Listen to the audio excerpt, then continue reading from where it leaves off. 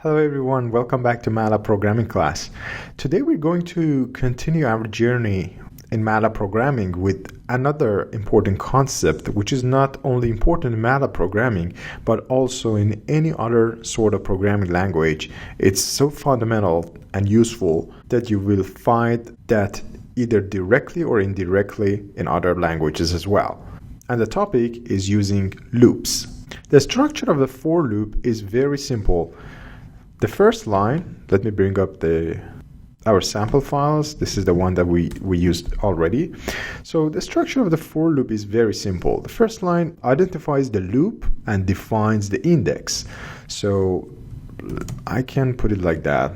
For index equals, and this side, most of the time we do have a matrix. And then I will explain what are these in a minute. And then comes commands to be executed, and the last end.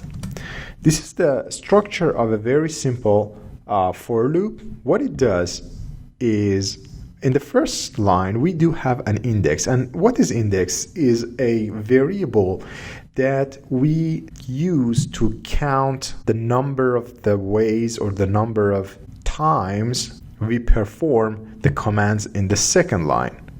Therefore, depending on the number here, the index, we may have different numbers, code execution, or even the results. The last line, end, will terminate the for loop and defines that the process is finished. Most of the time, the index will be in a matrix format. For example, we come for I equals 1, 2, and 3. Then we go to next line, and as I hit enter, you see that a box will be created automatically. I, which will be the command, and the end. As soon as I type end, MATLAB automatically just sorts them to make it more easier to see. And I'm also able to click on this sign to minimize or expand it. Let's go over our example. In the first line, we do have for I equals 1, 2, 3, which is going to be our index, the matrix, and the command, the second line, will be only I. So what happens? It's very important to note that whenever the condition is true or the index is passed to a for loop, they're going to be executed one by one. For instance, for the first item I equals 1, 2, 3, the first item will be 1. So as soon as MATLAB understands that the first item is 1, the value for I will be set to 1. In the command section, we only have I. So what was the value of I in the first line? It was 1. So MATLAB puts 1 instead of I and then goes to the next line, which is end. The loop terminates for the first item in the index. Now MATLAB automatically jumps again into for to execute the second item, which is 2. Then pass it to the second line, which is command, and the value will be 2, and then to the third to terminate the second item in the loop. We only have one item left, 3. So MATLAB jumps again to 4 and starts putting 3 instead of I. Once that loop is also complete, there is no item left in index matrix, so the loop is finished. Let me save that, and now I can call it test. And as you see, MATLAB runs it one time I, the second time I equals 2, and the third time I equals 3.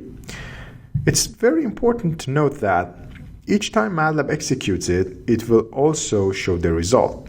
However, if you right now call the I, you will see that the value for I is now only the last item. We could achieve the same result by bringing I outside of end loop. And if we do that, you see that let me clear the screen. And if I do that, test, you will see that MATLAB only shows the last value. And that's okay, because we may or may not have the command. They're optional. But the last item after end will only show the last result and the last execution. Please allow me to give you another example. So we put clear and CLC. Always put these in the beginning of your programs. That makes life much easier. So another example will be 4 as the index, k equals 1 through 4. This is another way to show the index. It can come within a vector form or a matrix form, and also in this format. As you know, it is already a vector. So for the next line, let's go a equals 6 and to power k and end. That's a very simple example. So what we expect is that when k equals to 1, the value will be 1, a equals 6 to power 1, and the result is 6. Next time, k equals 2, so it comes a equals 6 to power 2. The third time is going to be k equals 3, and the process will be followed the same as well. Let me save and call it test. If I do that, you see MathLAB the first time brings 6, 36, 216, and the last time is this. How about the value of k at the moment? It's only 4. The last item that we executed is going to be 4. In next video, we review a combination of for and if together.